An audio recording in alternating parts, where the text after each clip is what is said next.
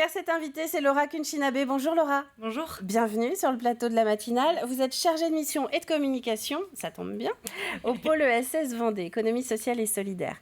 On vous a proposé de venir parce que la semaine prochaine, c'est la 5e édition de votre forum annuel. Donc c'est l'occasion d'en parler. Mais avant de rentrer dans les détails, on va peut-être replanter le décor, justement. L'économie sociale et solidaire en Vendée, qu'est-ce que c'est très concrètement ? Ok. Alors, il y a plusieurs manières de définir l'économie sociale et solidaire.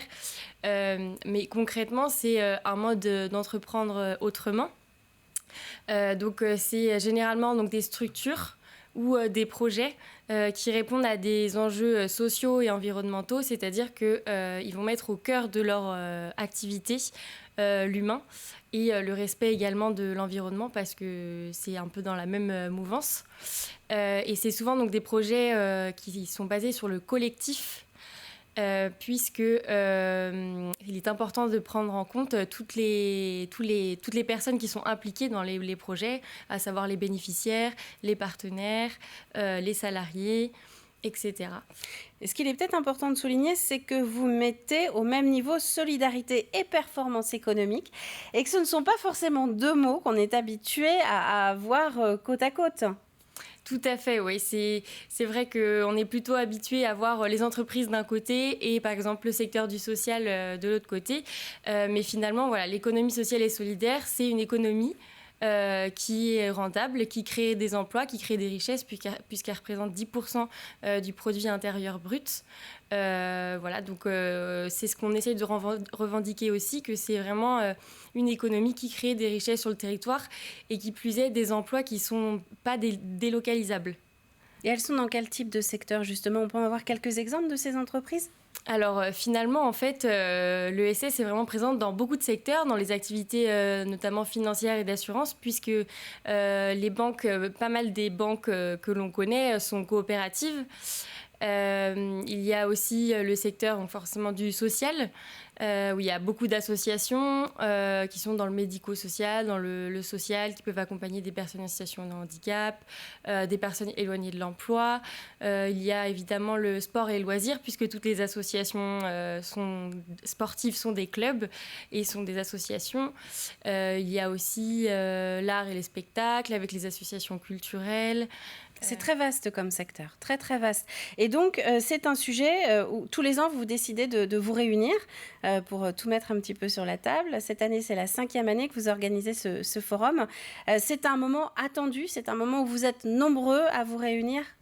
Oui, tout à fait. Alors, le forum de l'ESS, c'est vraiment le temps fort annuel du réseau de l'économie sociale et solidaire en Vendée. Le premier a été organisé en 2017 par le collectif qui a composé l'association Pôle ESS Vendée, qui ne s'appelait pas comme ça quand elle a été créée en 2014, mais qui aujourd'hui est Pôle ESS Vendée. Donc, les deux premiers ont été organisés à La Roche-sur-Yon et ensuite...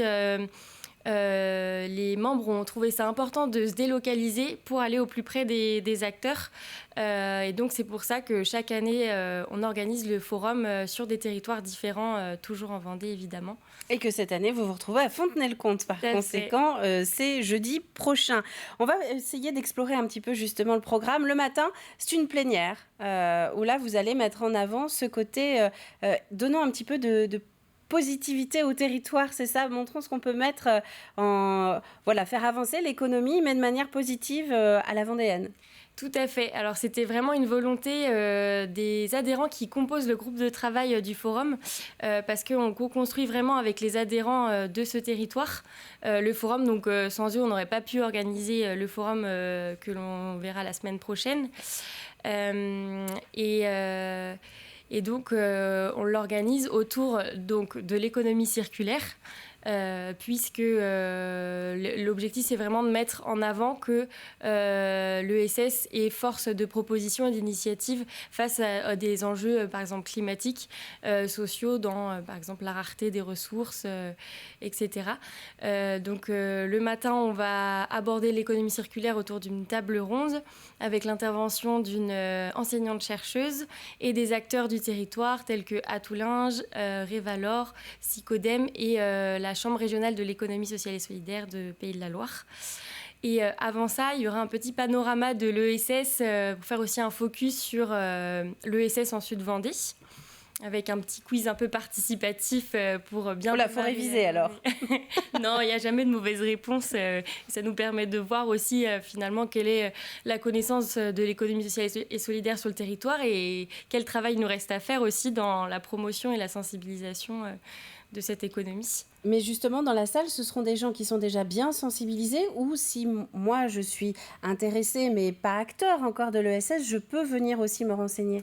Alors tout à fait, donc on encourage beaucoup par exemple nos porteurs de projets qui connaissent depuis peu l'économie sociale et solidaire, mais c'est vraiment... presque tous les curieux de l'économie sociale et solidaire qui peuvent venir, autant ceux qui ont peu de connaissances, mais qui ont envie de s'intéresser, d'approfondir leurs connaissances dans l'économie sociale et solidaire, de découvrir. Ça peut être aussi ceux qui se reconnaissent dans les valeurs et les principes de cette économie, mais qui ont envie aussi d'enrichir leurs connaissances et de s'engager un peu plus.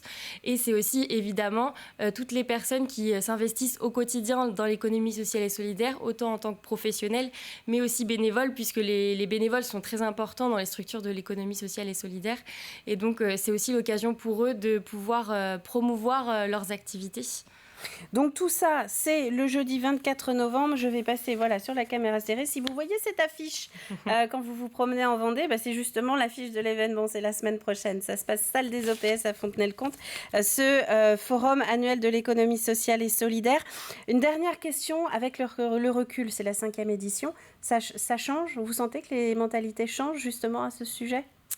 Alors oui, effectivement, après, c'est vrai que la crise du Covid a permis vraiment de se poser pas mal de questions.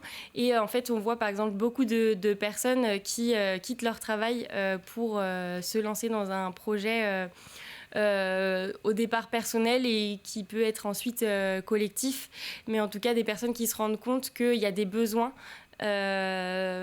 sociaux, des besoins environnementaux et que à cause de ces manques qu'ils identifient, ils ont envie de se lancer en Vendée pour répondre à ces besoins. Et que c'est une manière donc d'entreprendre qui n'est plus à négliger, qui n'est pas à négliger, qui existe. Et il y a un pôle, donc pour vous renseigner, c'est le pôle ESS Vendée. Merci Laura Kunchinabe d'être venue donc sur le plateau. On rappelle, ce forum annuel de l'économie sociale et solidaire, c'est à Fontenay-le-Comte, salle des OPS, 9h, 16h30 et c'est jeudi prochain. Merci à vous. Merci à vous.